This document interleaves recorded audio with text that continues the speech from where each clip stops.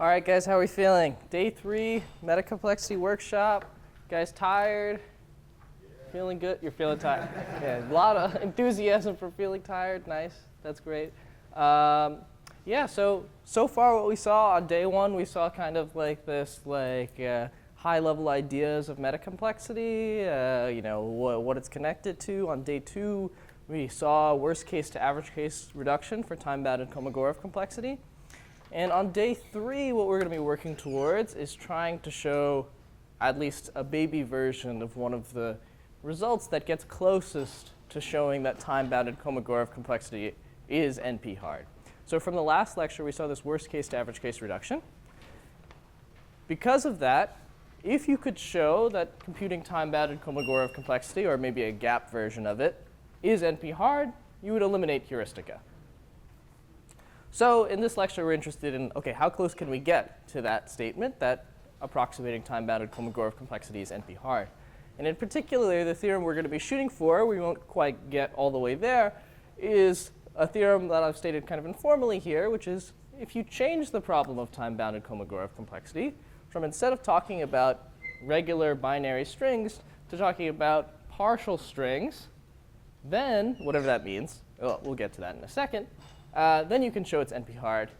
And in fact, you can even show it's NP-hard to approximate with a level of approximation that's good enough to give the worst case to average case reduction.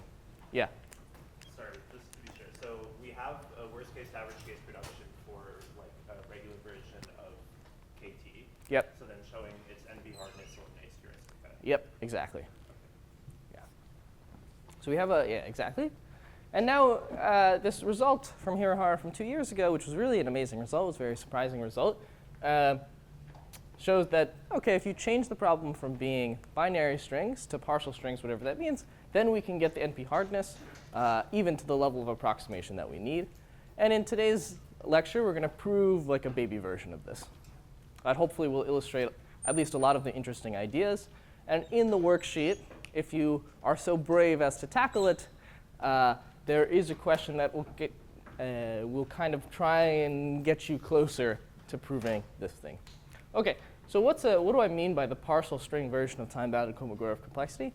It's kind of maybe what you would guess from how I've described it. Now, instead of your input being a string x and 0, 1 to the n, I let you say that there's some bits in here that you're allowed to put just like a question mark on, that you just don't care about. And then you still get some time bound and some size bound. And now you're going to ask, OK, well, is there some string, x tilde, that agrees with x? That just means that like whenever one bit is 0 or one bit is 1, it agrees with x on all the binary values, such that the time-bounded Kolmogorov complexity of x tilde is at most s. So this is saying, OK, maybe there's some string that I want to compute or describe, but I really don't care about what happens on this index or that index or this index. I really only care about what the string says on some other indices. That might sound a little contrived, but you could imagine the following setting. Like suppose like x is the truth table to some function. Maybe it's like a clique or something like that. It's like the clique function. There might just be some inputs which correspond to indices, which are just like not valid graphs or something like that. There might be some setting like that. And in that case, it makes sense to put question marks there. There's just some indices you don't care about. Anyway, OK.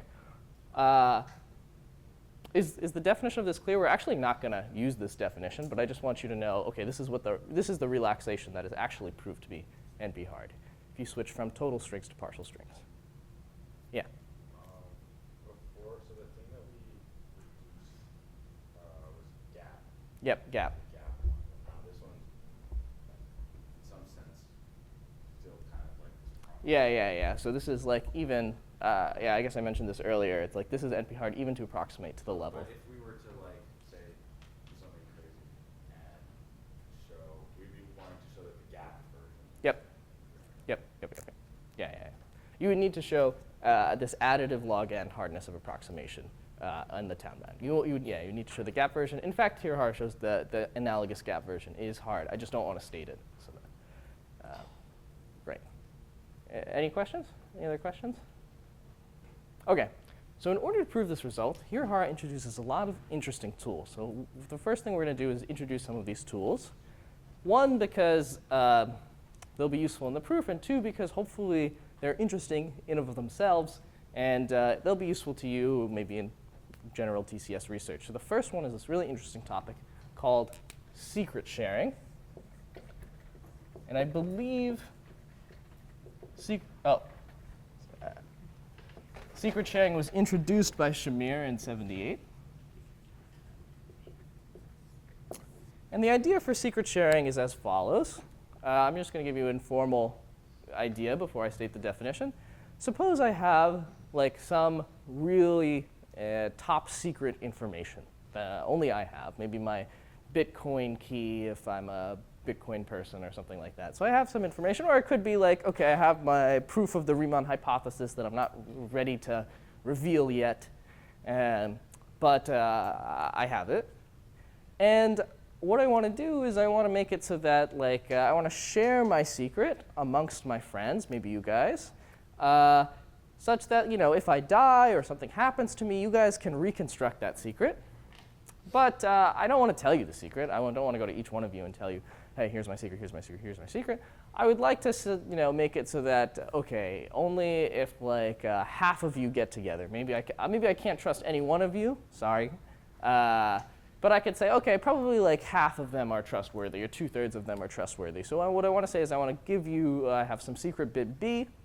I want to give you information such that if like 2/3 of you get together, you guys can reconstruct the bit B, but if less than 2/3 of you get together, you don't know anything about my secret bit B.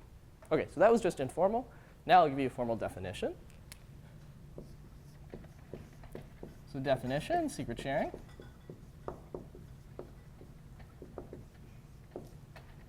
So let f from 0, 1 to the n to 0, 1 be a function. In fact, this is going to be a monotone function, but let's not worry about that right now, or whatever that means, but we'll see. It'll be clear from the definition that this is going to have to be a monotone function. OK. A secret sharing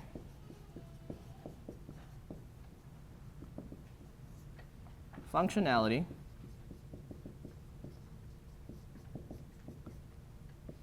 for f is a pair of algorithms, and these algorithms can be randomized, and we're going to call them share and recon. And eventually we'll be interested in like polynomial time share and recon, but for now they're just some algorithms with the following two properties, with these two properties. Properties. OK. OK. So what are the two properties we want out of our share and recon thing? So the first thing I'll kind of call functionality, which means that which kind of corresponds to, OK, if 2/3 of you actually get together, then you'll actually be able to recover the secret. So what do I mean by this? Saying the probability when you draw shares from the shares algorithm. So share here is a randomized algorithm. I could write the randomness, and in fact, later on, I will write the randomness in here. But it's some randomized algorithm that'll take in the bit B and then some randomness, and it's going to spit out strings, S1 up to Sn.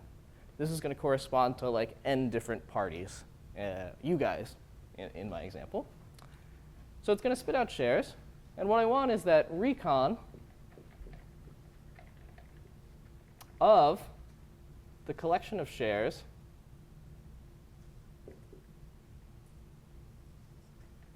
I and t. I haven't said what t is yet, but we'll get there. So when recon is run on, so this is just like the concatenation of all the shares. You could think of like some tuple of all the shares, equals the bit b. OK. Still haven't told you what this is. Equals 1 for all t subset of n with f of t equal to 1. OK, so now I'm kind of switching notation on you, because here I wrote f as 0, 1 to the n. I'm feeding in now a subset of n. And I'm just, when I write f of t, I just mean the characteristic vector, which is like the ith entry is 1 if that element is in the set. So let me just recap this, and then I'll answer your question. OK, so the functionality you want is kind of like whenever this function outputs 1 on a set of people, we want that the reconstruction algorithm will give you back the bit b. So this is saying, OK, if I want these people to be able to recover the secret, which corresponds to me setting that function on those people equal to 1, then the reconstruction algorithm actually outputs the bit b. This doesn't have to be probability 1. This could be like, you could set this to like 1 minus something if you want. But in our case, this is always going to be probability 1. OK, great. Do you have a? No, I was just going to say that the regular b doesn't matter, just 0 or 1, but it has to be the same, right? Yeah. So it has to be this b. And in our case, we're going to consider b's in 0, 1. Okay. So yeah, I guess there's like a for all b. Okay. Yeah. Maybe I'll write that. For all b in 0, 1. And then for all t subset of n. OK. All right. And OK, maybe I won't mention that. But this condition is going to kind of enforce that the function is monotone, if that means anything to you. But if that doesn't mean anything to you, don't worry about it. So this is the first property we want. Now, can anybody give me, if you just wanted this property, could anybody give me a secret sharing scheme if we just wanted functionality? Yeah. Yeah, you just hand b to everyone. OK, good. So that's a little too generous, too trusting. We don't want that. So the second condition we want is secrecy. So what does secrecy say? It says for all t subset of n with f of t equal to 0, we have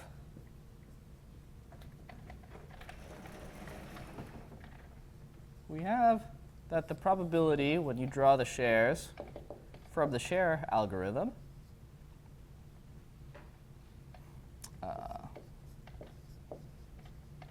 b. Now I'll omit writing the randomness, but the randomness is still there. Oh, OK. We have for all adversaries A, and in fact, here I'm saying all powerful adversaries. So you should think of A as any function that you want.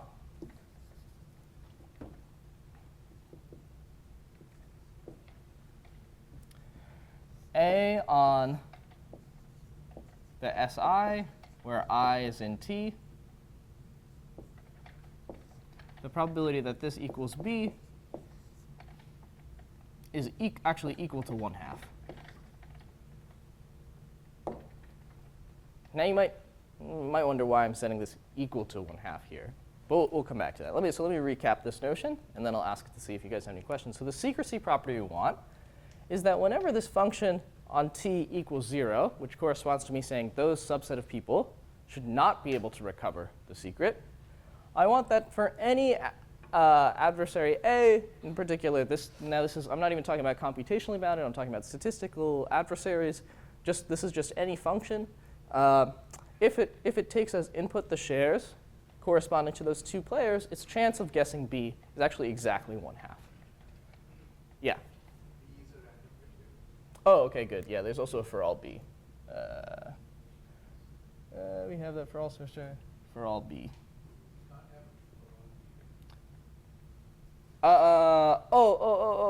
Good. Yeah, sorry. OK, let me make sure this actually agrees. Dropping at random chances of B. Yeah. Good. Probability B gets 0, 1. Yeah, that's the right way. Good. That's a good catch. Thank you.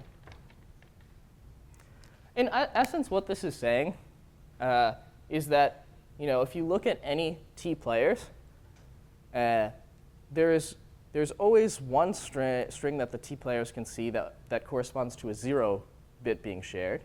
And there's another set of, for those same set of strings, there's also the possibility that there's a 1 that was shared, but those are still the same shares. It's like these T players, even though like the total collection of shares is good enough to recover the bit B, if you look at any look at this T subset, you'll only see things that are consistent with a 0 share and consistent with a 1 share.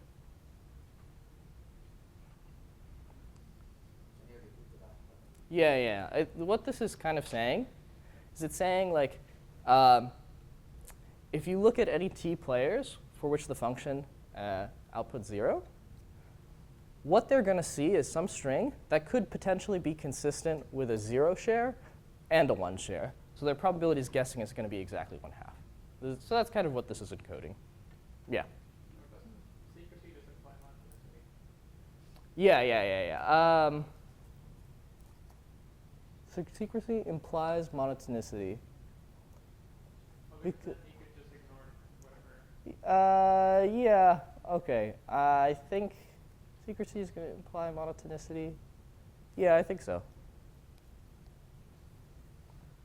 But yeah, it makes sense. So the point is, like, if on some set T you can recover the shares, then you can always recover the shares on any superset of T because you could, just run it on the subset for which you could recover for, and that corresponds to a monotonicity property. On the secrecy side, it's saying like, okay, let's not get into it. Yeah. So functionality says that exists a good reconstruction algorithm, and then secrecy says for all reconstruction algorithms that Yeah, you could think of it like this. Yeah. Although we do know what the recon algorithm is going to be. Okay, good. Any more questions about this? So it's a very beautiful notion. And so now let's just think of a few examples. Let's think of a few examples and see if we can come up with secret sharing schemes for them. So the first example that I'm interested in is what if f, it just takes 2 bits as input, output 0, 1. And f is equal to the OR function on 2 bits. So I have 2 players. I just want one of them to recover. We've actually already said the answer to this. What's the answer? Yeah, we just hand them both B. OK. Hand them both B. And the point is, if the only party we have to worry about is the party that gets no shares, and of course, if B is chosen at random and you get no information, your chance is going to be 1/2. I'm guessing the bit B. OK, good. So now, what about if we set f equal to the AND function on 2 bits? Good. OK, so now the idea is, so our share algorithm on bit B, what is it going to do? It's going to pick some bit A uniformly at random. It's going to give the first player the bit A. It's going to give the second player the bit A parity B. OK, so the first player gets just something completely random. Second player gets A parity something random. Now the recon algorithm, given S1 and S2, because in the AND case we just have to worry about that, is going to be just output S1 parity S2. OK, so hopefully it's clear that if you run this share algorithm and you run the recon on this, you're going to get back A parity B, so the A's will cancel out, so you'll just get B. So that's going to give you that this thing has functionality. Now for secrecy, we need to argue that if we just look at any one of the players, the bit B, you can't tell what it is. Clearly, this is going to be the case for the first person, because we just gave the share that we gave them was completely independent of what the bit B was. And the point is that XOR has some very nice properties in the sense that if you XOR a bit with a random bit that you don't know, that's just going to look like a random bit. So this is something that you can think about if you haven't seen before. This is basically the idea behind Shannon's one-time pad, if you've seen that before. But if I have a bit B, I could have XORed it with a 0 or a 1, in which case you could get both possible values with 50% probability. So that's all I'd say. Did that make sense? OK, so now I can do or on 2 bits. I can do and on 2 bits. And let me do one more example.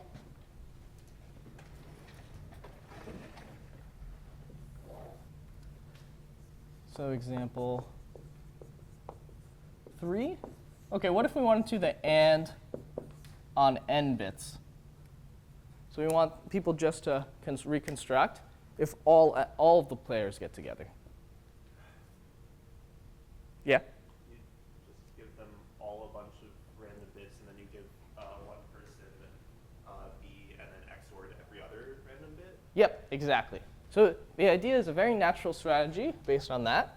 The idea is, OK, so the share algorithm on a bit B is going to draw A1 up to AN minus 1 uniformly at random.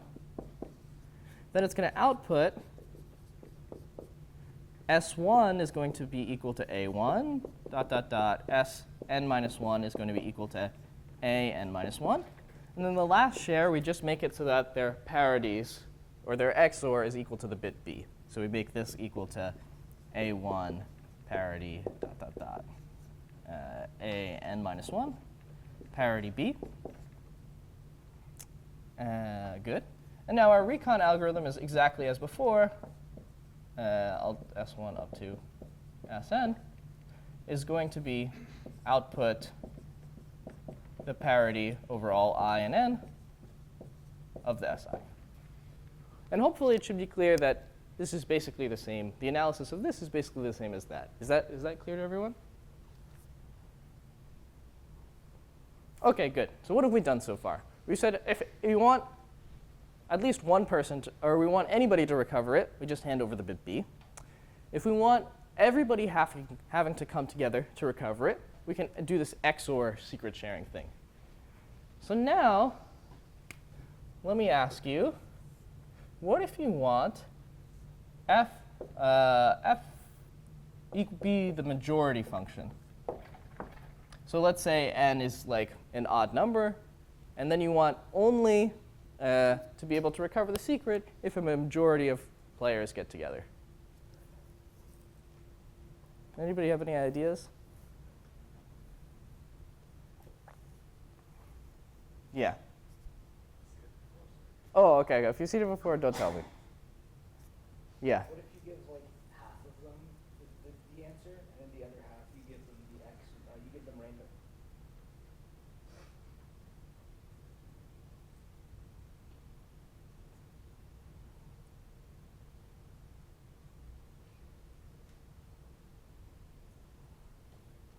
In fact, maybe it's easier to think about. Or actually, no. I'll let you think about this a bit. This is a really, really nice question with a really, really nice answer. So I don't want to steal the you guys being able to think about this from you.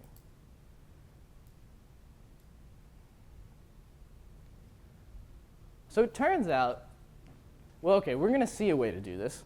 OK, good. If you give them somehow like evaluations of some degree n/2 polynomial or something, and then your B is like the evaluation at some value outside that. Yeah, exactly. This is what you want to do.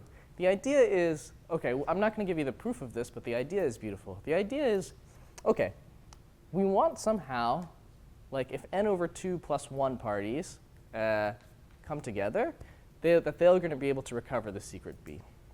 So we want something that kind of like if you look at it on n/2 points, that has no structure whatsoever, but as soon as you get to n/2 plus 1, the thing has kind of a unique structure.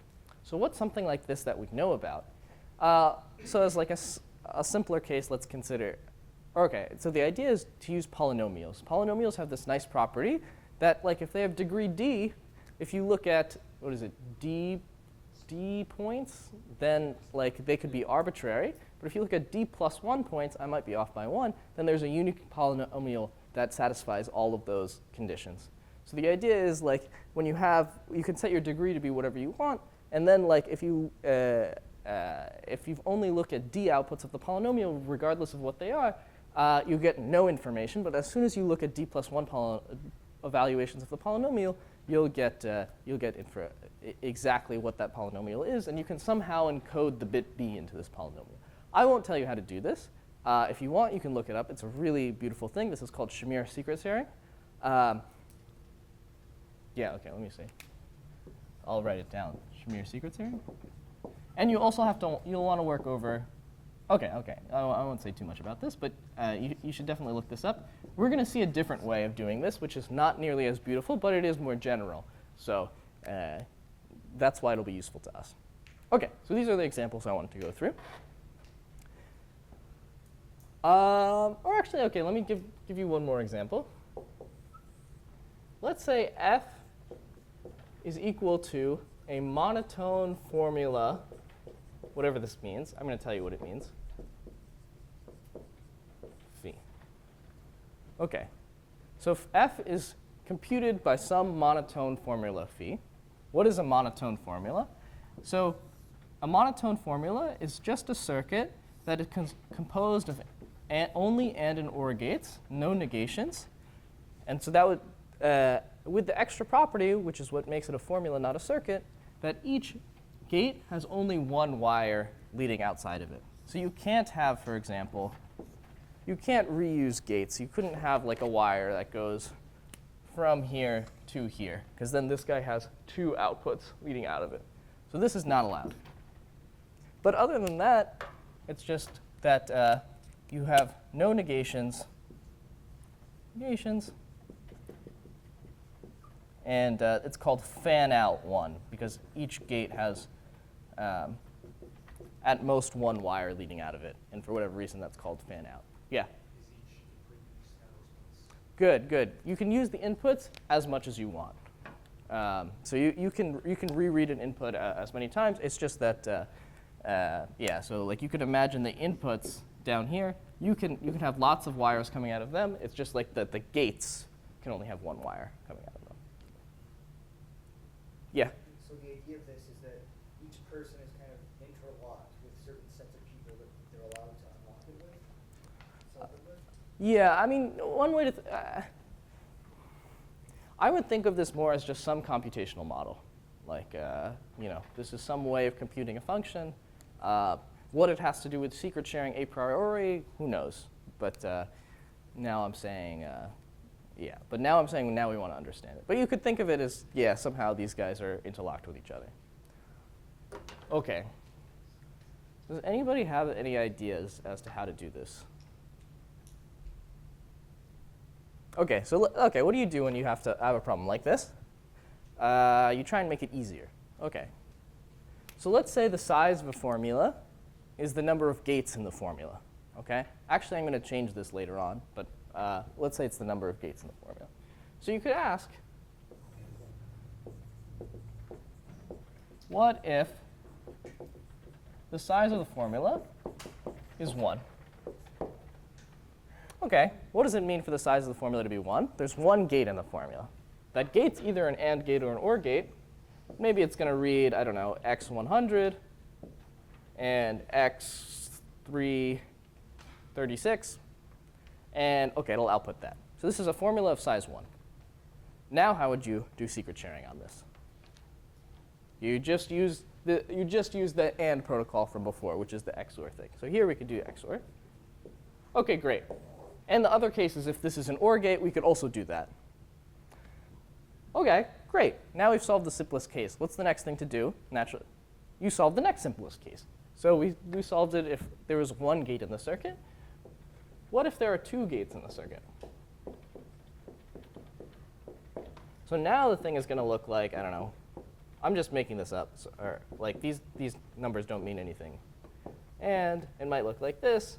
Then it might look like, let's say, OR again. Or let's say this is OR. And now this is x5 or something like that. I don't know, whatever. So this is an example of a 2-gate formula. This is not necessarily like the hardest case or something like that. But now if you want to secret share this function, what would you do? Good.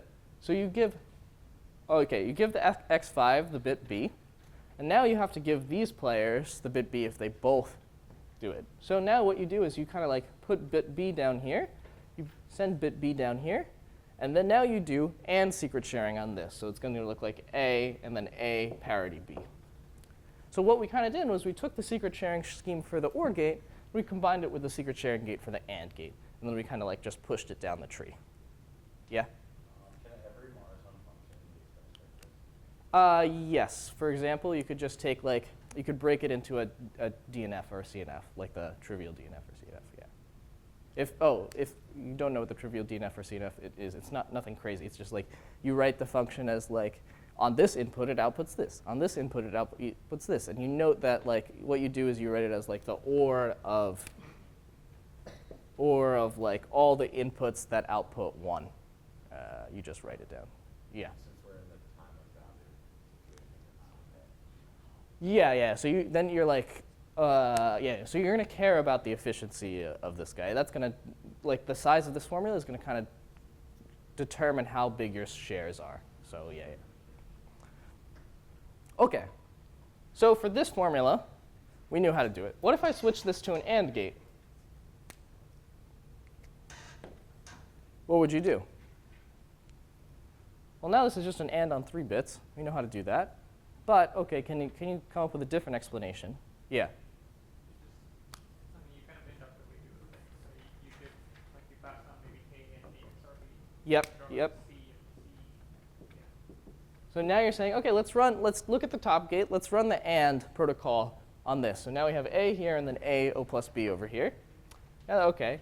Now we need to secret share A between these two parties. So what do we do? We'll put C here, and then C XOR A over here. Great. OK. Nice. So it seems like we can seemingly handle phi of size 2. Now, can anybody think of a way now that we can handle phi of arbitrary size? Yeah?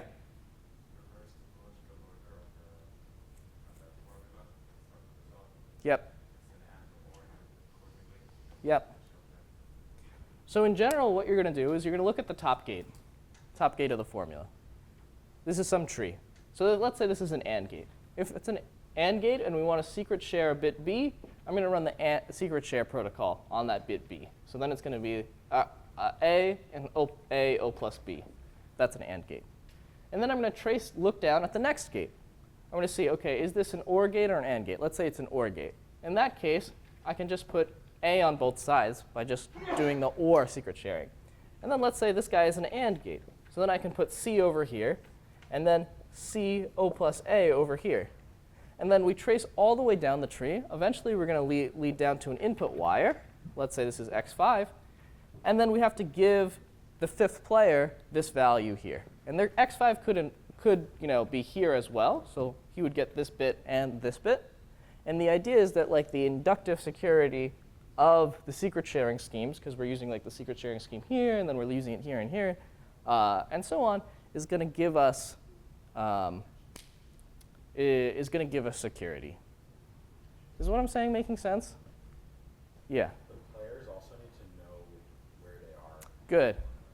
So what you would do is, like the formula phi is going to be public, and so what you would do is like, OK, this is the share corresponding to, like you name all the wires. So what you would actually do is you'd put C comma A and then like the name of wire here. Good. All right, wait. So did that make sense to you guys? Do you believe me now that inductively you can create a secret sharing? I mean, I can also write it more formally. Would anybody like that?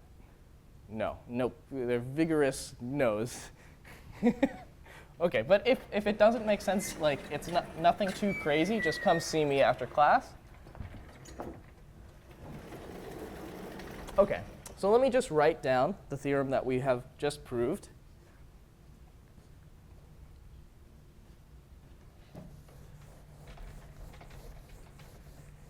And this is called secret sharing for monotone access structures.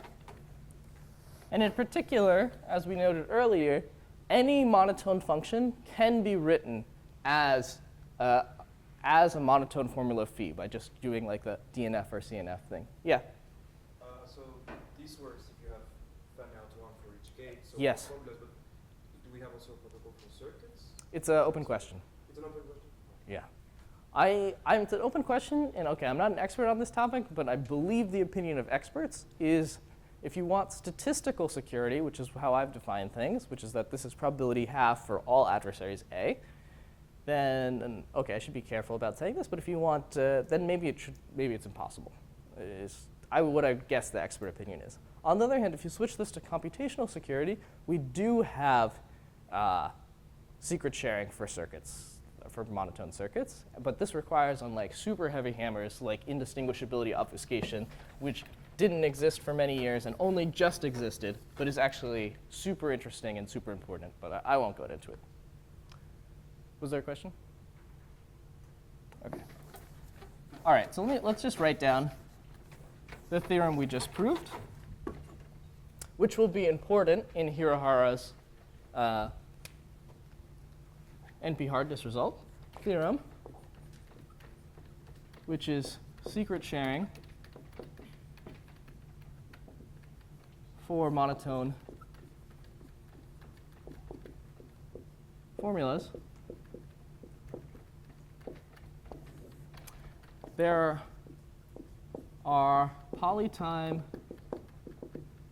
algos, recon, and share such that share phi dot, so this means that like when you plug in phi here and then like now this is a function, the remaining function bits are, or the remaining inputs are unfixed, such that this, comma recon, this is a secret sharing functionality for phi for all monotone formulas phi. Okay, so I've just written down what we proved over there. So let me just walk you through this. We have polynomial times recon and share. Note that this is polynomial in its input, and it gets as input phi. So that means that like the shares are actually going, because if you look at this protocol, what's going to happen is that the number of shares, or sorry, the length of the bits that each player gets is going to correspond to like how many inputs, how many times that player's input is read. Because when you trace down the tree, you're going to get like 1 bit for every leaf in the tree corresponding to that player. So in particular, the output of the share algorithm is going to be like proportional to, or related to the size of phi.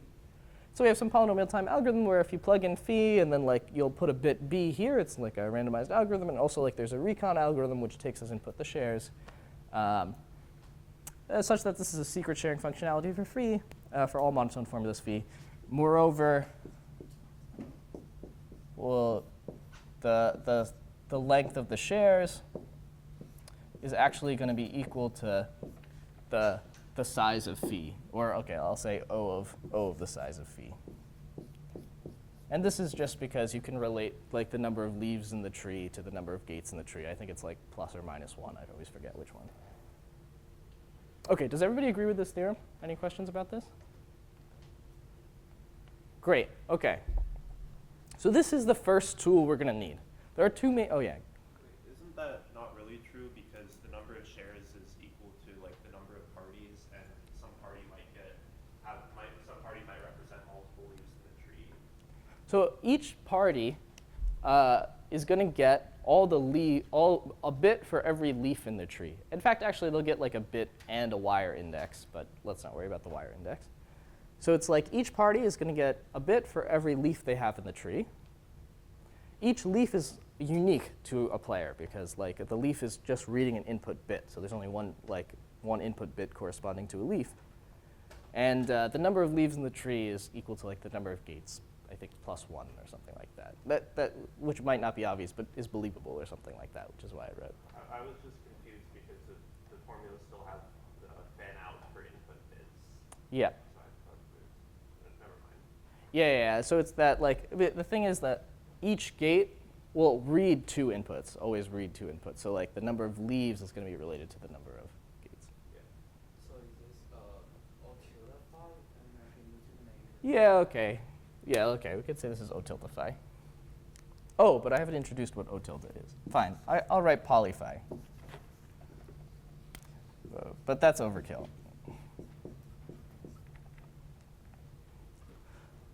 I mean, okay, let's not worry about that. Yeah. Okay, good. So this is the first tool that we're going to need. It's a very nice tool, secret sharing. This is the first tool we're going to need in Hirahara's proof. Now we're going to have to use another tool. And also, I should tell you, this topic, secret sharing, is kind of a fundamental topic in this area called information theoretic cryptography. Information theoretic cryptography deals with what kind of cryptographic objects you can construct when your adversary is statistical. In fact, both the tools we're going to see today are like fundamental notions in information theoretic cryptography. One of them is secret sharing, which we've just saw. And the other one that we're going to talk about next is information theoretic encryption. Okay, so let's talk about that. What do I want to actually keep? No, I don't think I need to keep any of this. Well, I guess we'll keep that.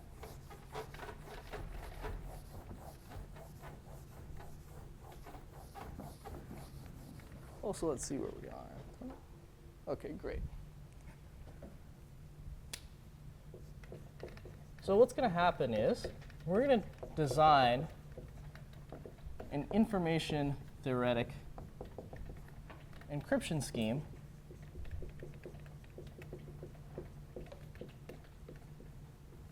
using our favorite tools. What are our favorite tools?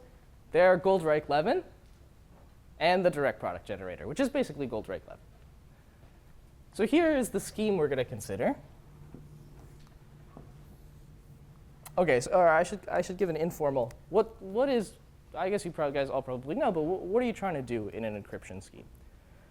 In our setting, we're going to care about this thing called secret key encryption, which means that, like, let's say me and Roy want to communicate to each other. We have some shared secret beforehand. We can go chat, before you guys all get in the room, and decide on some secrets. And then afterwards, when you guys are in the room, we want to communicate with each other. So we each have these secrets, and our goal is to be able to talk to each other such that none of you will know what we're saying. And in information theoretic encryption, we're worried about any statistical adversary whatsoever. Whereas usually in encryption, you care about computationally bounded adversaries. And in fact, we'll talk about that a little bit later after I introduce this. Okay, so that's the goal with encryption. So we're going to consider the following scheme. So definition. I don't know if this really has a name, but I call it Goldreich-Levin / direct product encryption.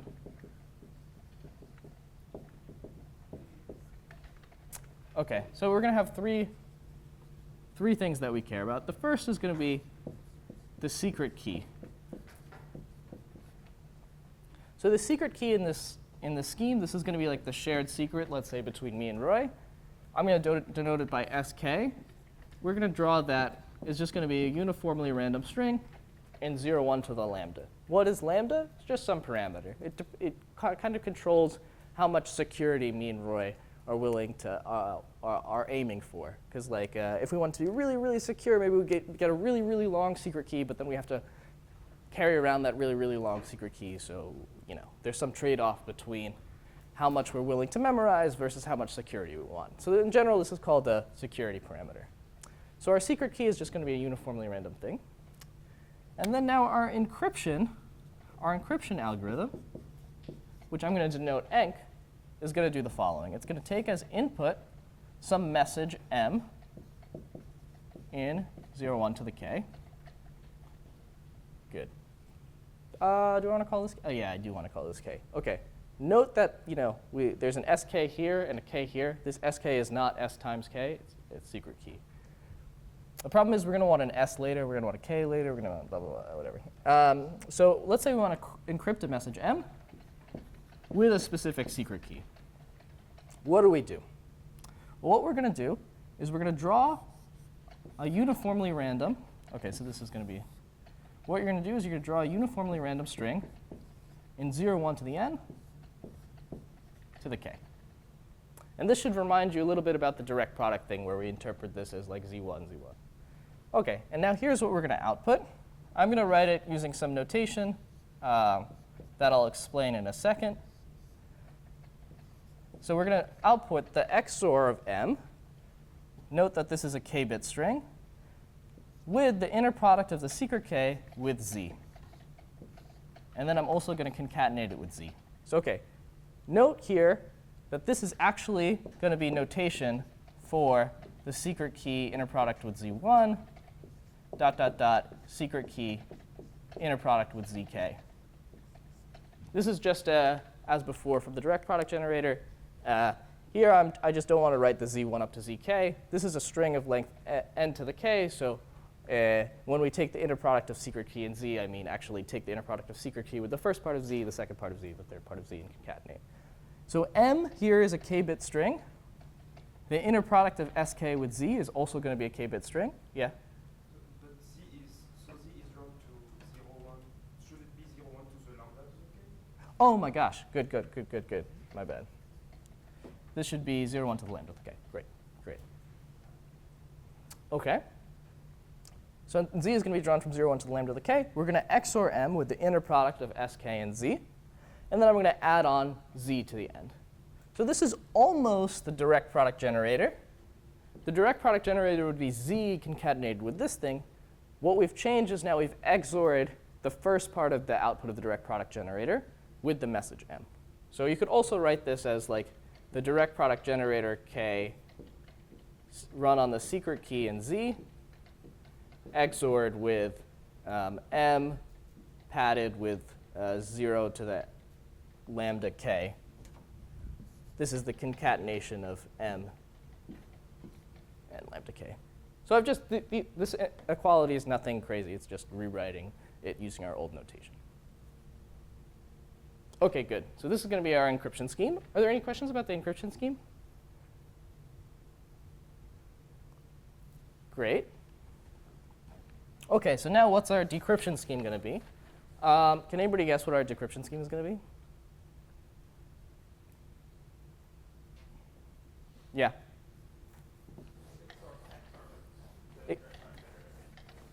Exactly.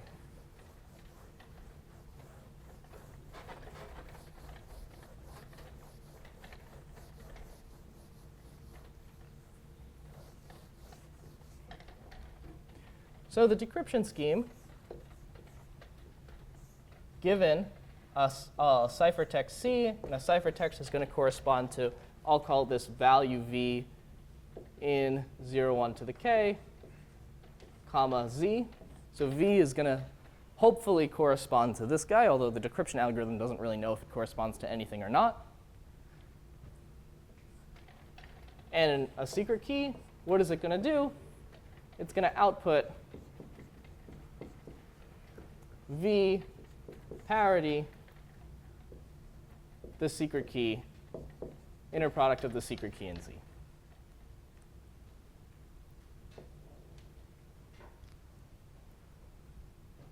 OK. So now let me just, OK, I'll give you a second to write. What are we trying to do? We're trying to build an information theoretic encryption scheme. I actually haven't even defined what security property we want. We'll get to that later. We're just going to look at the construction for now, where it's going to correspond to a secret key that we're going to draw at random. It's going to be of lambda bits. Lambda is just some parameter that's going to characterize how secure the scheme is. The encryption algorithm basically is just going to take the message and XOR it with the direct product generator run on the secret key. And then decryption is just we're going to undo that XOR over here.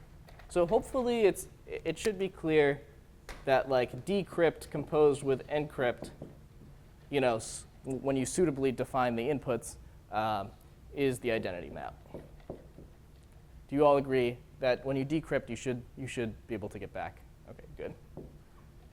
All right. So now the question is, what is our notion? Oh, yeah. For information theoretic security, the secret key needs to be at least as long as the message. Yeah. Why is that part here? OK, I haven't talked about what my security notion is going to be. But yeah, you'll see. But good. Yeah. All right, let's not get into that yet. I'll get into it when we talk about what our security notion is. Good. But in our setting, we're always going to set lambda greater than k. But yeah. All right, so now we have the scheme. You definitely decrypt, but what kind of security properties is this scheme going to have? So maybe it might be instructive for you to think about this. Like, why are we doing the direct product generator here? What kind of security could I hope for in a scheme like this? Like, if I'm an adversary and I'm somehow able to decrypt the messages, like, why should that be hard or something like that? Yeah, I would just maybe take a minute to think about that. Like, what sort of security might this scheme have?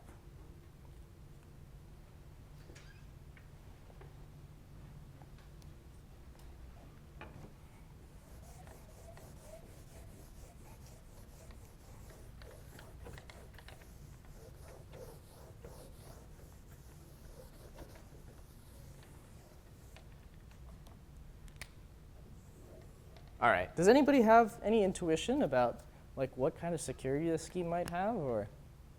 Yeah.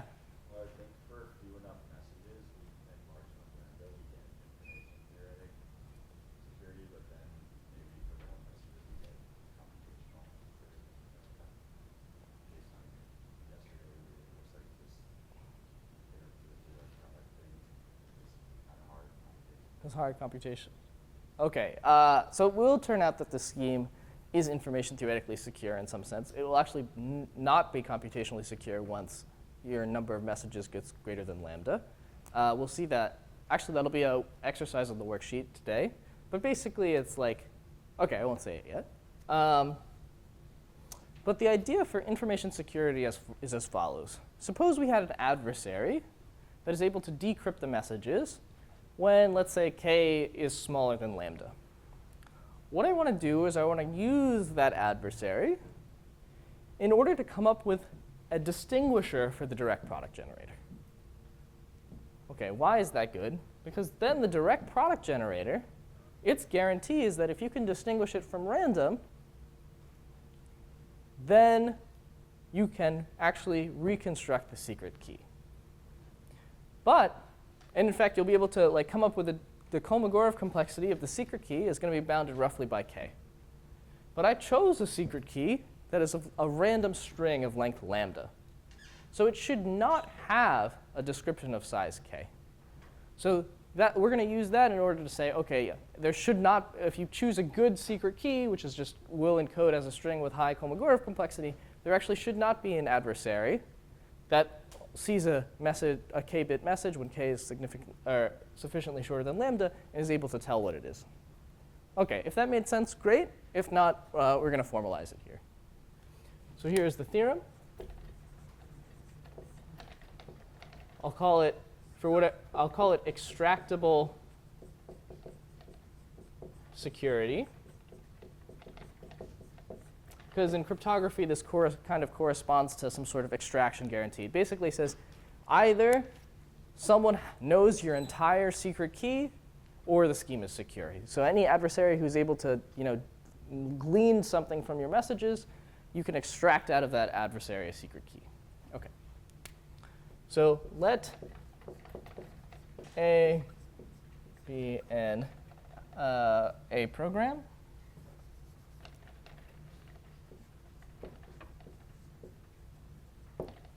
Let SK be a secret key.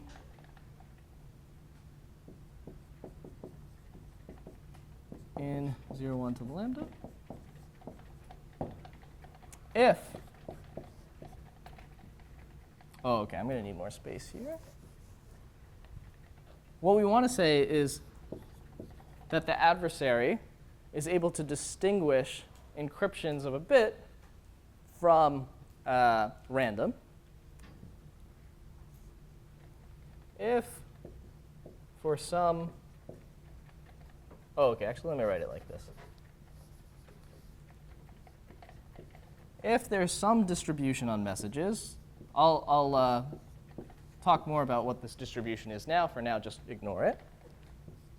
Such that A, when it's given the encryption of M using the secret key outputs 1 if this probability minus the probability when you give you a uniformly random string R of the appropriate length, random R, equals 1, is at most, or is at least 1/2 plus epsilon.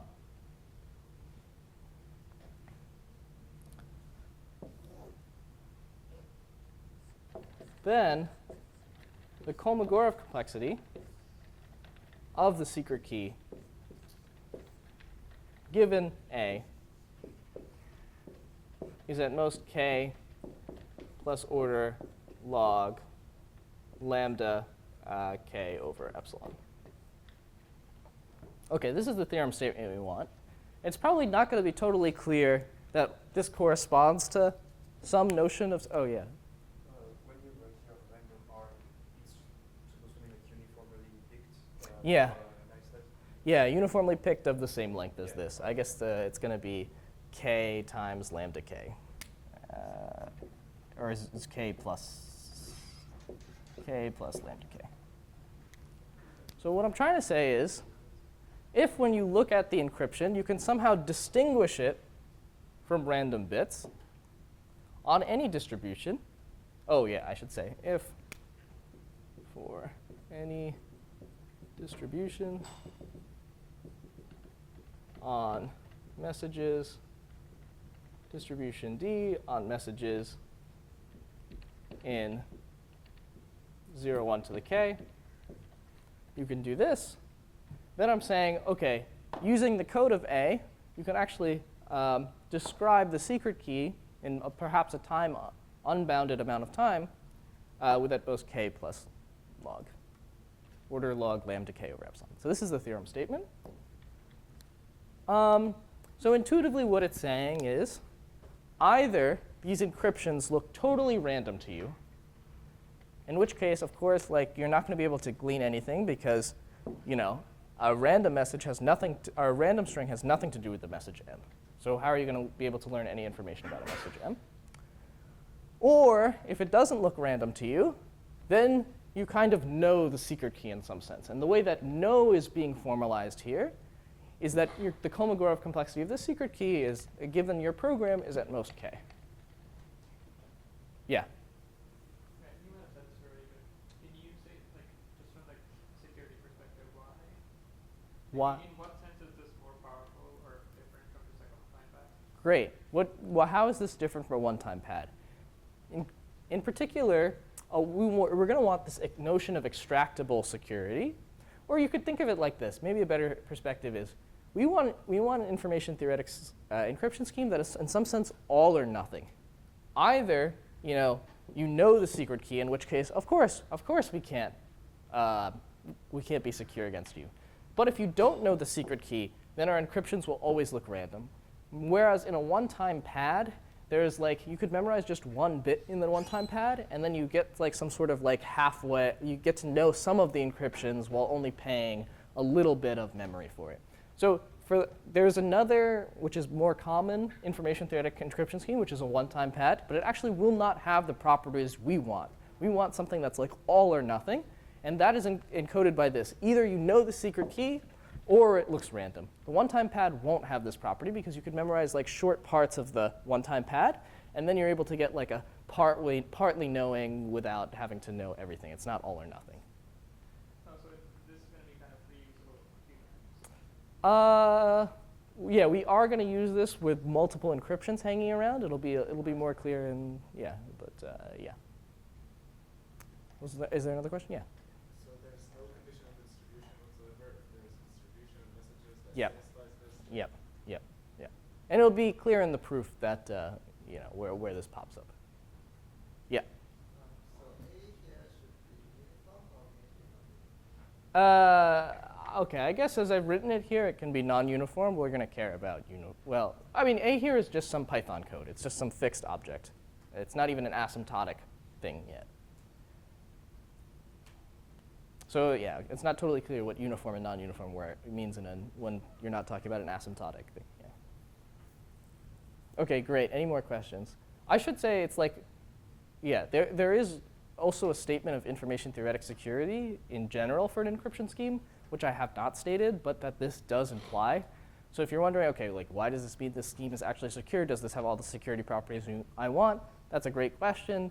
I'm not going to answer it because this is going to be the security property we're going to need for Hirahara's NP hardness result. So that's what we're going to care about. So this is really a statement we care about, at least for us. Okay, great. And in fact, we're going to need a stronger statement than this.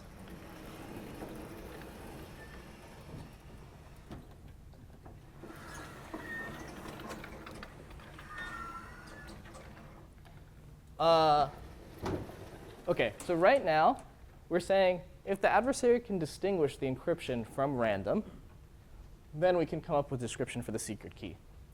But this analysis, or this theorem statement, only makes sense when the adversary is only provided with the encryption.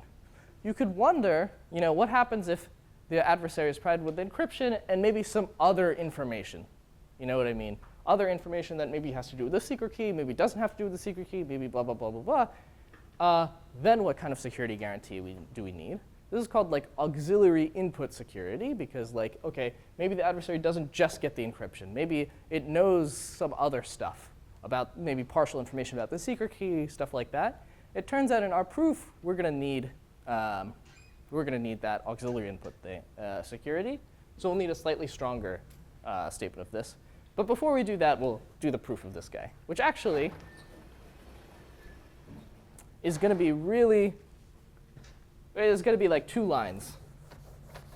Can anybody, with that hint, can anybody guess what the proof is going to be?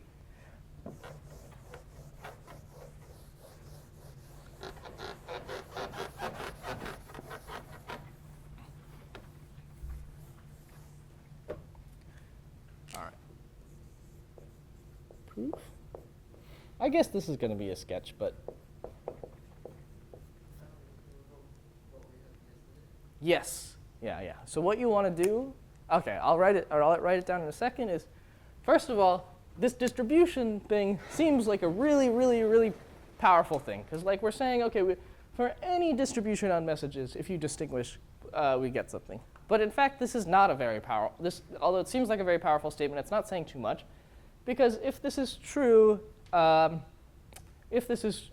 a random message drawn from the distribution, then that means it's true also for some specific message. If this is like this expectation argument we saw yesterday. If the expected value of this is going to be high, then there is actually one fixed message m for which this is high. So then there's some fixed message m such that you can distinguish the encryption of m from random.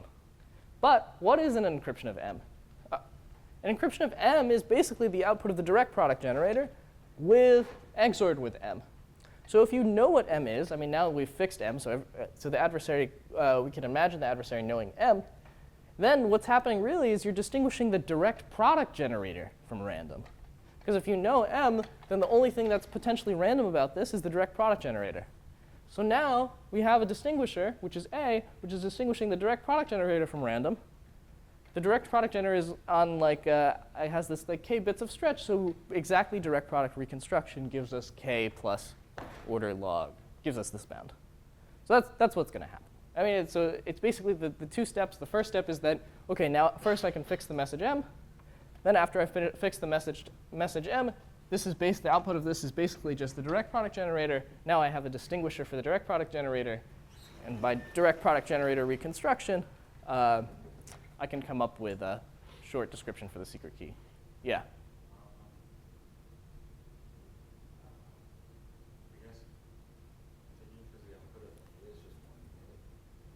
Yep.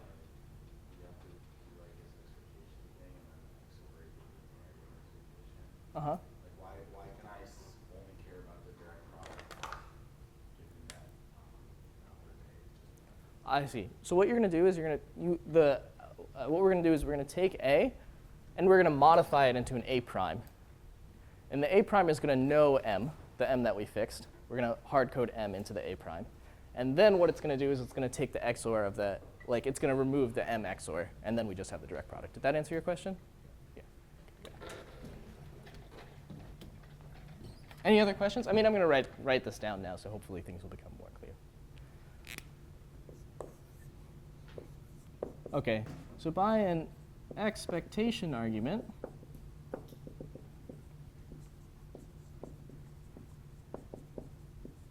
we can fix some m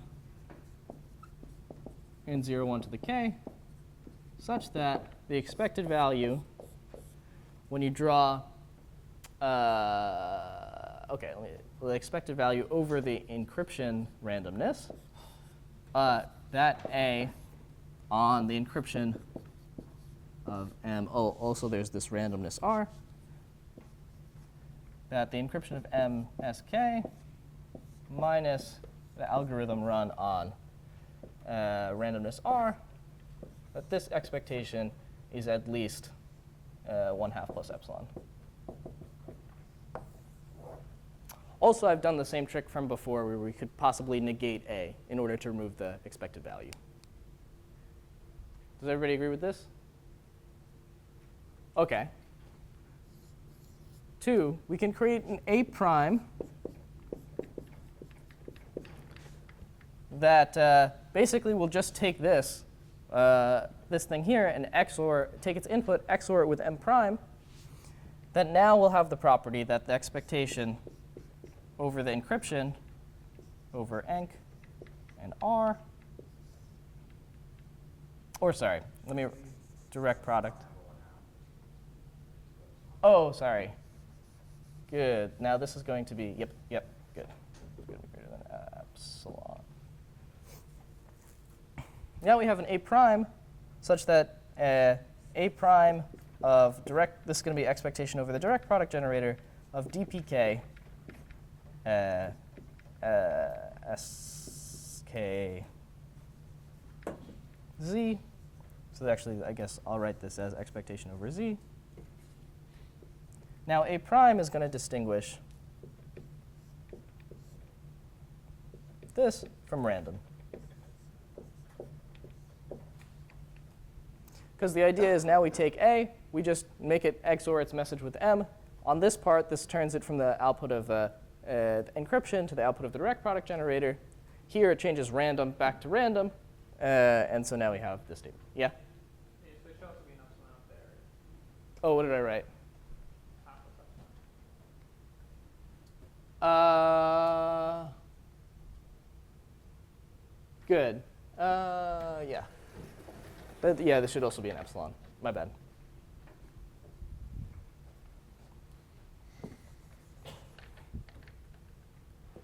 An epsilon. Yes. Good catch.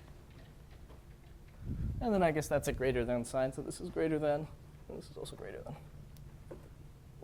OK. Everybody agree up to this step? And then now we're going to run direct product reconstruction. Now we have a distinguisher for the direct product generator.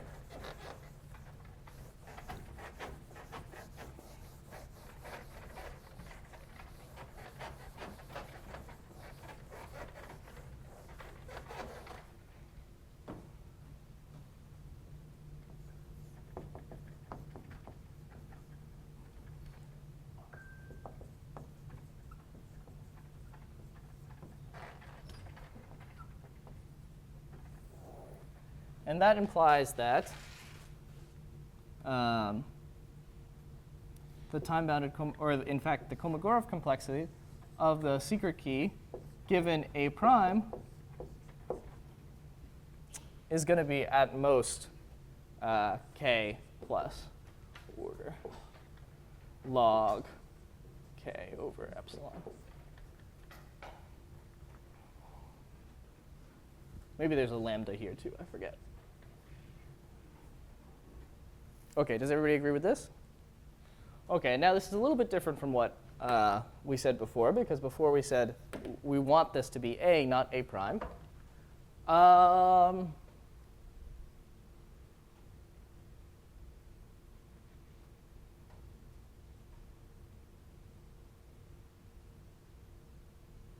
Yeah, okay. Let me just, I guess we don't need this arbitrary distribution thing. Let me just switch this to a uniformly random. Uniformly random message m on k bits instead of an arbitrary distribution.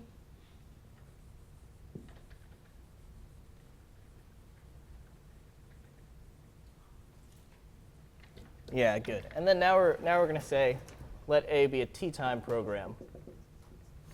And the idea is now how we fix this is we can go to k. Now we can switch this into k of sk given A is going to be at most k plus order log k lambda t over epsilon. And the point here is this is this like hand wavy trick I did last time, is that instead of picking the fixed m here to be just some m, we can actually pick it to be a random m. And this expectation argument will still work here. And so then this can actually just, this m we don't have to memorize, it's just we can memorize the seed of it to some PRG. So there's some PRG step here to go from this to this, but don't worry about that too much. The point is that like the m that we're fixing and XORing with actually has a much shorter description. It doesn't have to be like a fully random m. It can be like a pseudo-random m. So then that'll give us this. And OK, let me update this theorem statement. So, it's going to be k lambda t over epsilon. OK. Yeah.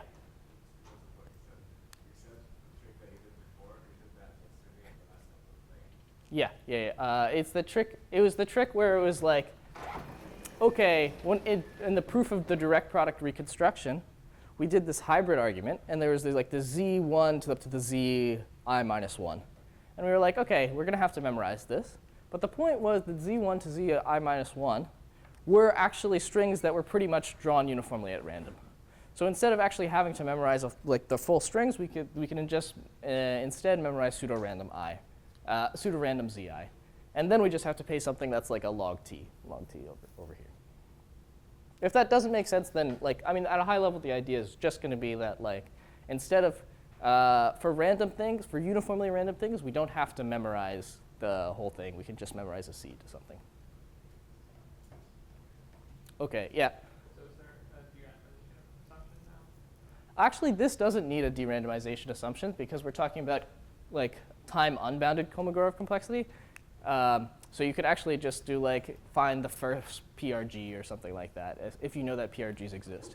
So if that means something to you, great. Otherwise, it turns out because we're talking about time unbounded Kolmogorov complexity, you don't need derandomization assumptions here.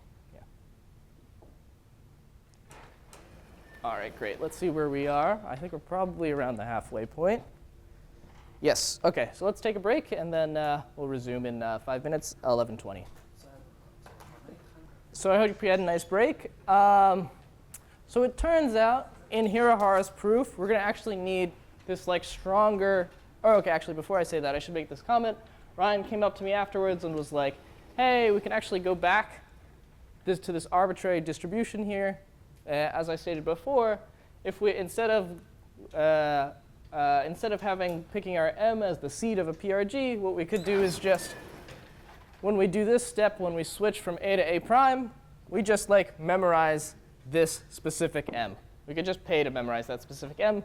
It's a string of length k, so that'll add another k to our description. So we can actually get, if you don't want to do all this derandomization stuff, you can actually just put a 2k here, and then the proof will go in for an arbitrary distribution here as before. Now you just memorize that hard-coded m. And you'll get a 2k here. In fact, the Hirahara's proof that we'll see later is going to be resilient to this factor of 2, so that makes things simpler. And in fact, we're going to need a stronger notion of hardness of this encryption scheme. What we want is that like if the adversary is also handed some auxiliary information that maybe does have to do with the encryption or doesn't have to do with the encryption, then it still can't distinguish from random. As you can see by this theorem statement, this is a lot to process. So what I'm going to say is you can add on extra stuff to this encryption, and that it does mostly what you would expect it to do. We'll come back to this theorem statement when we need to use it later on. Basically, I'll say, like, by the security of the encryption scheme, something's going to happen, and that's going to be enforced by this theorem, and then we'll talk about it. I don't want to talk about it now. I want to talk about it in that context. But roughly, this is just kind of like the natural security you'd hope for this information theoretic encryption scheme to have if extra information is lying around. And that'll be important because in Hirahara's proof, extra information will be lying around. OK, so now that brings us to the final part, which is we want to show hardness of this baby version of time-bounded Kolmogorov complexity. And in fact, it's going to be this problem that has the name gap min LT. So min stands for minimum, L stands for learning. Actually, yeah, the T I'm not totally sure, but we won't worry about that. So it's the following problem. You're given a distribution E. I'm going to tell you how you're given this distribution E, but you should think of it as a distribution on 0, 1 to the n cross 0, 1. So when you sample something from the distribution, it's going to have a first part that's an n-bit string, and it's going to have the second part that's a bit. What I'm going to do is I'm going to represent it by a circuit sampling from it. So you should think of E as just some circuit where you plug in some randomness, and it'll spit out a string of this form. It'll have an n-bit part and a 1-bit part. So, but it'll be easier if you think about this as a distribution rather than a circuit, but really it's a circuit that maps whatever the randomness length is to 0, 1 to the n cross 0, 1. So this is what we're given. And we're also given size bound 1 to the s. OK. Now, what we're going to do is our goal is to output yes. This is a gap problem, so there's going to be a gap. Output yes if there's a program P of size at most s that runs in, let's say, n to the 100. So this is some constant. Don't worry about this constant for now. It's basically I want this program to run in polynomial time, but what does polynomial time mean if I just have a single program? So I need to specify a polynomial. This polynomial is actually not going to be as big as n to the 100, but don't worry about this for now. I just want some program. I want to say that it runs fast. So I say, let's say it runs in time n to the 100, such that the probability when you sample an x comma b from this distribution, E, that the program run on x equals b is equal to 1. So basically, it always computes this bit b when you sample x and b from this distribution. So this is the yes case. In some sense, what you can say is this is like some version of like a time-bounded Kolmogorov complexity problem where like this E is specifying maybe like an exponentially large truth table, because you can think of like the collection of all x and b's that are in like the support of this distribution, and that defines like a really large partial truth table or something like that. And now we're saying, OK, there's a program P that kind of computes the function represented by this distribution E. OK, so that's the yes case. Now we're going to output no if for all programs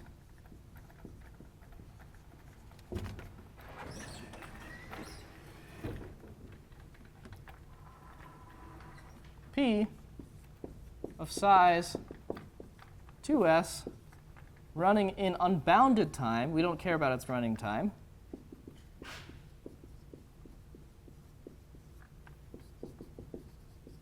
the probability that it computes E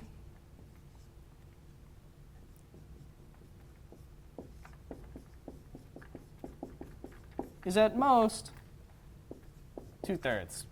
Why am I saying 2/3 here? There's no reason. It's just I could set this to be anything larger than 1/2 that's It turns out it can be as small as like 1/2 plus 2 to the minus n to the delta, but don't worry about that. This is just some constant that's less than 1 and greater than 1/2. And this 2s is also arbitrary here. I can put any constant there. I just want some gap in the size between these two. Roy? Assuming anything about the size of phi, that polynomial, we do the n. It's just an input. So we're going to care about, like you're allowed to run in time polynomial in whatever the size of e is. Yeah.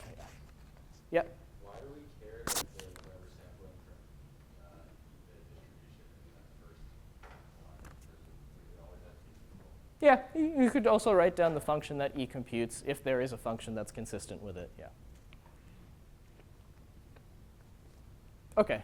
Yeah. I'm trying to understand. So given a circuit, you're getting 1 to the s. Yep. If the size of the circuit's like much less than s, then you'll never output no. Is that right? The size of the circuit is much less than s. much less than s, then you'll never output no. That's not clear to me, because maybe you can sample input-output pairs, but you actually can't compute it. Okay, so how is the distribution model? Oh, it's some circuit. It takes as input randomness r. Yeah. Outputs n plus 1 bits. And then it outputs n plus 1 bits. Yeah. It doesn't take in n bits and output x, and then, yeah, something. Good. I'm sorry that we don't really care too much about that, but yeah, why is just the circuit and J form is not stated just for distribution? Like Oh, because how do you describe a distribution? oh, okay, sure. Yeah. So you want some bit string, and so for us, it'll be circuits. And what I want to convey is this is like some exponentially long version of partial KT. So we're going to show, so this is kind of like a baby version of the partial KT result because, yeah. OK, so our goal is to show that this thing is NP-hard.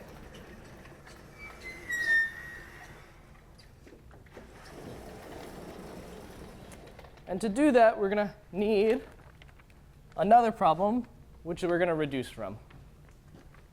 OK, I want to keep this.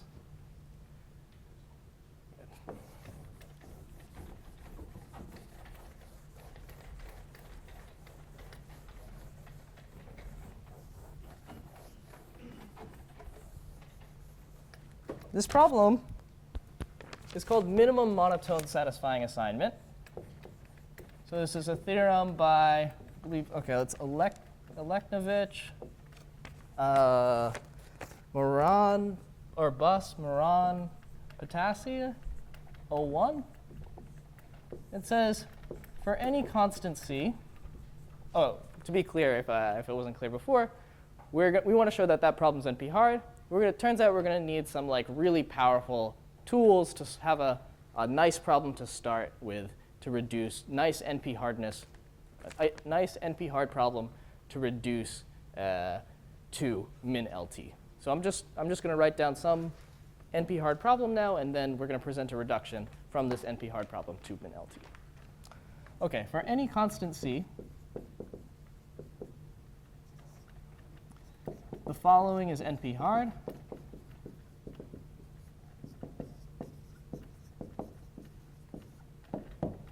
Given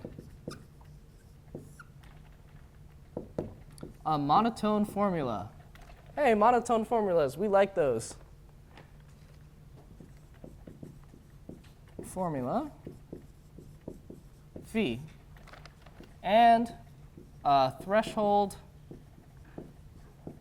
W in n. So this is going to be an n input formula. So we're given a monotone formula and some threshold. Output, yes, if there is an x in 0, 1 to the n with at most w1s such that phi of x equals 1. So this is where like minimum monotone satisfying assignment is. You have some monotone formula phi. You're interested in when it doesn't evaluate to 1. Your yes case is if there are at most w1s such that this phi of x is equal to 1. And your no case if for all x with at most w times c1s, phi of x is equal to 0. So there's some gap between your yes case and your no case. It says on the one hand, either you have like a really small weight. Weight is the name given to the number of ones in a string. Either there's some really small weight string on which it outputs 1, or for even like significantly larger weights, it doesn't output 1. So this requires, PCP theorem kind of stuff, like really, really cool machinery in order to prove this. I don't have time to prove this for you, so we're just going to take this as a black box.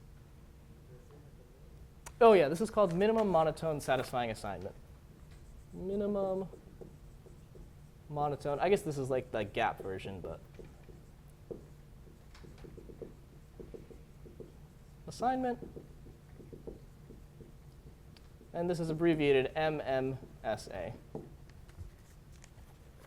Okay, good. The reason it's not trivial is because it's monotone. Just really it's unfair. Yeah, because it's monotone. Also, to get a gap, too, is yeah, because if this is not monotone, like even deciding whether or not it outputs 1 at some point. Okay. Yeah. Okay. So now we want to prove our theorem. So theorem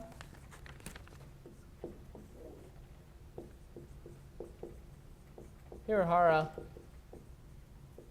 22. Gap min LT is NP hard. So now let's prove it. Proof, again, as everything, this is going to be a sketch. So the reduction is from minimum monotone satisfying assignment with this gap. So now let me state the reduction.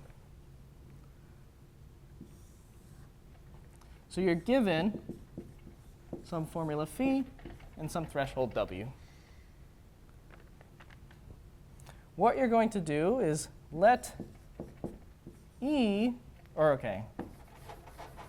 first thing you're going to do is you're going to pick secret keys, sk1 up to skn, from 0, 1 to the lambda. So here, this is going to be an n input formula. Lambda is going to be some parameter we set later, but it's going to be like end up being like poly n size of phi. Yeah, it's going to be poly n size of phi, but for now, don't worry about it. It's just some parameter. So we pick a bunch of secret keys. OK. Next, let E be the distribution where you sample a bit b from 0, 1. Then you generate secret shares S1 up to Sn from the share algorithm on phi with the bit b. Here we're using this thing here. Remember, we can secret share a bit b such that the only parties that are able to recover are parties corresponding to inputs that evaluate to 1. Okay, so things hopefully are starting to click together. And C is you're going to output the encryption of S1 with secret key 1 up to encryption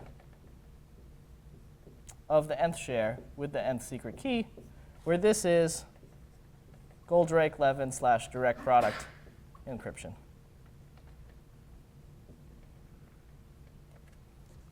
Good. So what have we done? We've sampled a bunch of secret keys. Then we let this distribution be where you sample B, and then you secret share B, and then you encrypt all of those secret shares and you output their encryptions. And so that's going to be the distribution E. So there's some circuit that corresponds to this. It takes as input basically B and the randomness for this guy and the randomness for the encryptions, and then outputs this.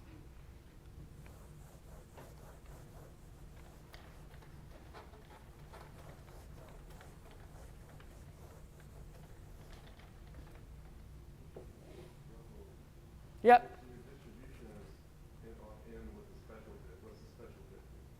Oh, sorry, good. Output this, and so this is the string, and then the bit is B. Yeah. So now you're asking the enemy, well, I guess depending on your perspective, given the encryptions of these secret shares, try and come up with this bit B. Good. And so now the third thing you're going to do is output E along with this threshold S, which is roughly going to be equal to lambda times W plus order, some term that is order log n size of phi. Yeah, I guess it's just going to be n lambda, but lambda is going to be set to whatever. OK. So this is the reduction. Why this reduction works should not be clear yet, but hopefully what the reduction is doing should be clear. What's going to take as input this formula phi that's monotone. We're interested in whether phi has a weight W assignment that evaluates to 1. We're going to sample a bunch of secret keys. Note that these secret keys are not happening in the distributions. We pick secret keys, and then the distribution will depend on those fixed values of the secret keys. The distribution is going to correspond to basically secret sharing a bit B using phi, with phi being the access structure, and then encrypting it with the secret keys we chose beforehand. And now we're going to ask, is there a program whose size is length lambda times W, plus maybe some fudge factor, that computes this program, or is able to compute the function kind of induced by this distribution? OK, are there any? Yeah. Does the gap parameter C go somewhere that we go, or? Yeah, so what'll happen is we'll see what properties we can prove about this, and then it's going to end up having some gap in it, and then we'll choose the gap afterwards. Yeah, so just think of like C as something that we haven't set yet, and eventually we'll reduce from that problem. Yeah. So this is a randomized reduction. Good, very good, very good. This problem is NP hard under randomized reductions. I was hoping to sweep this under the rug. But you might wonder, OK, what's the power difference between randomized reductions and deterministic reductions? Should they be the same? Under sufficiently strong de-randomization assumptions, they're the same. So you could think of this as saying, OK, well, if either NP is in BPP, or if this problem is in BPP, then NP is in BPP, or something like that. So it's still meaningful. But yeah, the reduction will be randomized because we're choosing these secret keys at random. Good. And we don't know deterministic reduction for this problem. And in fact, it seems very hard using current techniques to get a deterministic reduction. But let's not worry too much about that. Yep. Because like what we're trying to do here is say no heuristic dot. Mm-hmm. Are there any like contradictions there? Yeah, we don't like if you ask is SAT easy, if SAT is not in BPP, is average case SAT not in BPP, or whatever the analog of BPP is, that question's open. You can define heuristica like that. Yeah. We don't even know how to eliminate heuristica if we believe randomness is free.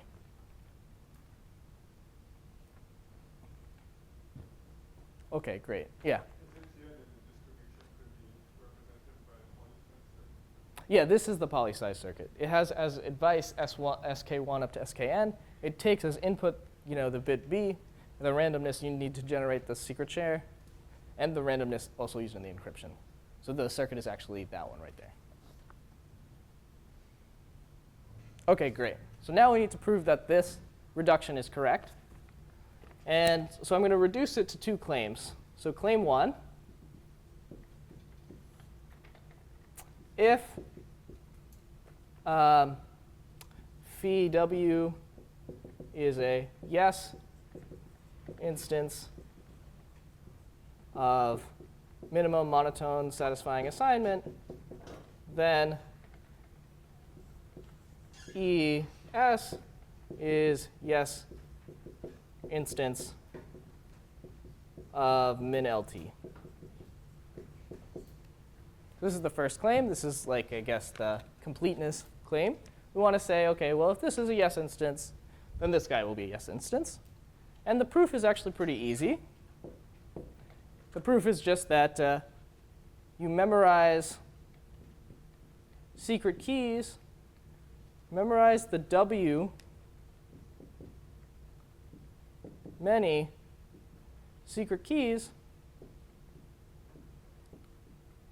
corresponding to weight Wx, then decrypt those shares and reconstruct. So the idea here is we've secret shared the bit B, but we've encrypted it. If you memorize the secret keys corresponding to some x that phi outputs 1 on, well, then you can decrypt all of these guys and then just run the reconstruction algorithm, this guy over here, in order to get back the bit B. Nothing crazy has happened here. We're just saying, OK, if you memorize enough secret keys, if you memorize the secret keys corresponding to a satisfying assignment of phi, then you can decrypt those shares and recover the bit B. Did that make sense?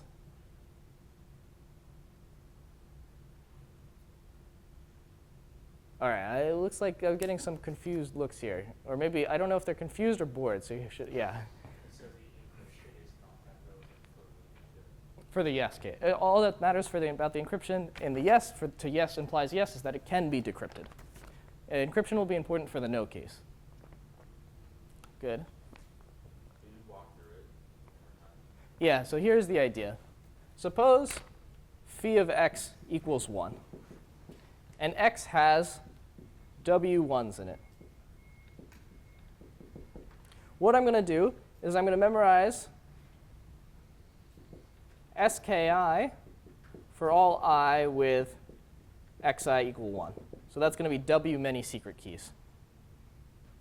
Then what I'm going to do is I'm going to look at my input here. I need to come up with a program that, given this input, outputs B. So what am I going to do? I'm going to take this input. I'm going to decrypt all shares SI with, for all I with xi equal to 1, because now I have the secret key, so I can decrypt them. But now I have all the shares corresponding to an input on which phi of x equals 1. The guarantee of the secret sharing algorithm, secret sharing functionality, is that whenever phi of x equals 1, which is like a set of parties who we want to reconstruct, they can reconstruct the bits. Does that make sense? And S was chosen so that you can do all the things you need to do, like encrypt it. Yeah. So you'll need like an order log. And oh, I guess there's something bad happening here, which is that this S is the size, and then S sub I is the shares. Yeah, sorry about that. OK, any questions? People are still looking either bored or confused. So like the next step will be more confusing than this. So like if you're lost now, you should say something. Yeah? The reconstruction is actually deterministic. You can think about it as like the or. For or, it's definitely determined. Like, yeah, and then for it's the just parity for. Yeah, so that's deterministic. OK, good. Let me see where we are on time. All right.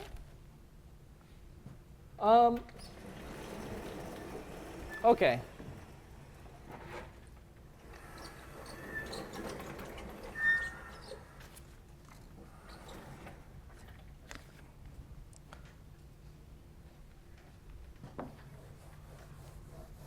So now we've shown that yes implies yes. We need to show that no implies no. So the second claim is going to be claim 2. If the secret keys, if our choice of secret keys is good, I haven't told you what good is, but good is going to be some definition that happens with high probability over the choice of the secret keys. If the secret keys are good.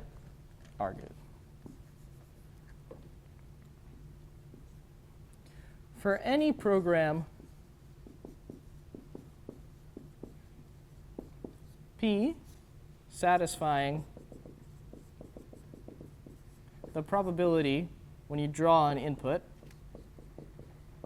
from E that P of x equals b is greater than 2/3. So for any, remember our goal here is to show that there are no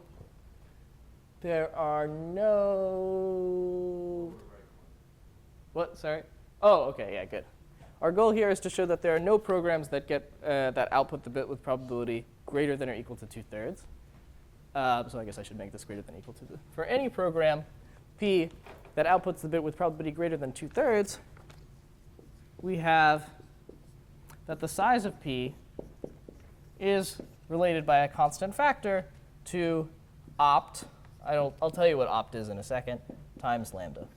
So opt here is like the min weight of x such that phi of x equals 1. So opt is like the minimum weight, the correct answer to minimum monotone satisfying assignment. I'm saying whenever you have a program P that it actually computes the bit with greater than 2/3 probability, the size of that program is going to be at least opt times lambda, which is good for us because it's saying, well, OK, if there is no small weight satisfying assignment, then this any program that achieves this guarantee is going to have to be large, which is what we wanted to show. OK, so there are a couple things I haven't told you. I haven't told you what I mean by good. I just said it's some event that happens with high probability. And I haven't told you how to prove the claim. But modulo those two things, the theorem should be clear. Do you guys agree with me on that?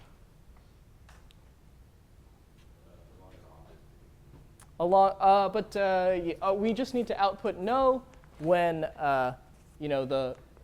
there is no satisfying assignment of size w times c, where c is some arbitrary large constant. So as long as we set that constant larger than this, then we're going to output no when the answer is supposed to be no. OK, great. So OK, now, unfortunately, we have 9 minutes. So I'm going to try and sketch the proof of claim 2. I might not be as detailed as you may like, in which case you can come up to me afterwards, and we can talk about it a little bit more. OK, so we want to prove claim 2. And I also haven't told you what good is. We're gonna wait to set good to be something that will come up in the proof. So let's not define good yet. Now let's try and do a proof sketch. Here's what I'm going to do. I'm going to define the following notion. For any t subset of n, let E sub t be the distribution where we replace the encryptions for elements of t with random. So remember, we have this reduction. In this reduction, for every party, which is the guys 1 up to n, we're putting an encryption here. Now I'm saying in E sub t, if 1 is an element of t, instead of putting the encryption of the share, this share here, I'm saying just put a uniformly random string there. What I've done is I've just replaced the encryption with a uniformly random string, which has nothing to do with the share. Is the definition of E sub t clear? What I'm doing here is I'm trying to do some sort of hybrid argument, where instead of actually providing you with all the encryptions, I provide you with some of the encryptions and some just noise. OK, good. And now I'm going to define some notation. I'm going to let v of a set t be defined as the probability when you sample an xb from E sub t, the probability that the program gets this right. So this is just some notation. I want to say like the success of the program on E sub t is defined as v of t. It's just the probability that this works. Ooh, OK, yeah, this is fine. So I want to note in particular, we should have that v of n, if I look at E sub all of the parties, E sub empty set, is equal to, or is greater than or equal to 2/3, which is just stating this thing over here. Saying if I give you all of the encryptions, you're supposed to succeed with 2/3 probability. Now here's what I claim. I claim if the size of t is less than opt. Oh, actually, let me do a switch here.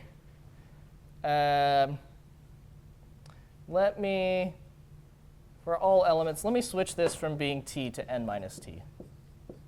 Minus t, and then let me switch this to b. So now what happens is we only keep the encryptions for those things that are element of t. That'll make things a little bit nicer. OK, so now v of n is at least 2/3. Did I confuse anyone with that? Well, I've just switched to the kind of complementary definition. So now v of n is at least 2/3. And I claim if t is less than opt, then v of t is equal to 1/2. Does anybody see why this is true? Yeah. Exactly. This is the security of the secret sharing thing. Because the point was, here, if I don't give you enough secret shares that you actually can recover the bit b, the guarantee of secret sharing is that you're going to have at most a 1/2 probability of guessing the bit b. So if t is less than opt, v of t is going to be equal to 1/2. OK, great. And now I'm going to make a definition. I'm going to say t is exceptional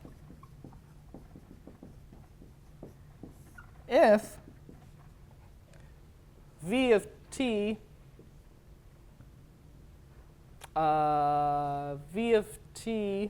minus v of t set minus I, if I remove I from t, is greater than or equal to, or let me say greater than, 1 over n squared for all I and t.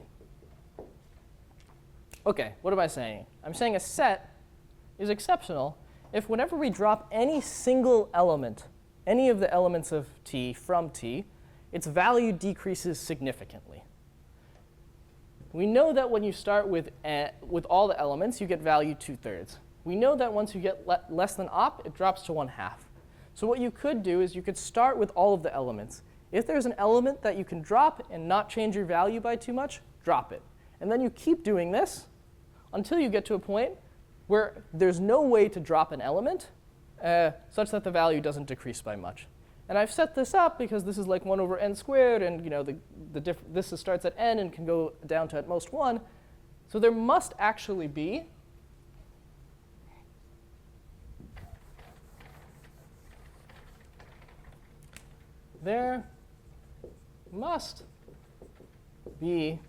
an exceptional t of size greater than or equal to opt.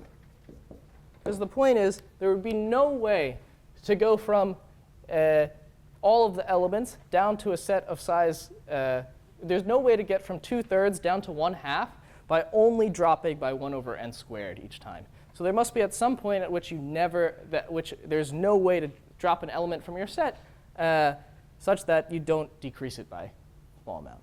So nothing too crazy happened here. It's just some, you start here, you end up here. At some point, there must be a jump.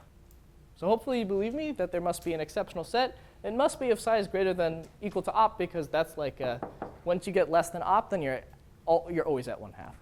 OK. Now, here's what I want to say. I want to say, in the 2 minutes we have remaining, that the security of Goldreich-Levin encryption implies this means that the Kolmogorov complexity of the set of all secret keys in SKI, in this, given this program P, is small. In fact, it's going to be whatever. OK, I'm not going to write out what it actually is, because that's not going to be relevant in 2 minutes. The idea here is this. We have this program P, where if I replace any one of the encryptions with random, it's somehow able to tell. Because when all the encryptions when all the encryptions are there, it's able to recover the bit B. But if you drop any one of them and you switch it with random, now this adversary somehow is able to tell. Goldreich-Levitt encryption says if you can distinguish my ciphertext from a random ciphertext, you can reconstruct the secret key. It turns out you can use that. In fact, you'll need something stronger, which is this auxiliary input extractable security, blah, blah, blah. You can use that to say, OK, now I get a short description for all the secret keys using this program P. And that's going to be kind of surprising, because if you pick these secret keys at random here, they should all have high Kolmogorov complexity. In particular, you expect this to be something like at least the length of t times lambda over 2. Because there should be lambda bits to describe each key. There's t many of them. Maybe you divide by a factor of 2 so that this happens with high probability. So this should be less than or equal to this. On the other hand, if you work this out, the bound you get on this side is something going to be like, size of t times size of phi plus like some logarithmic terms.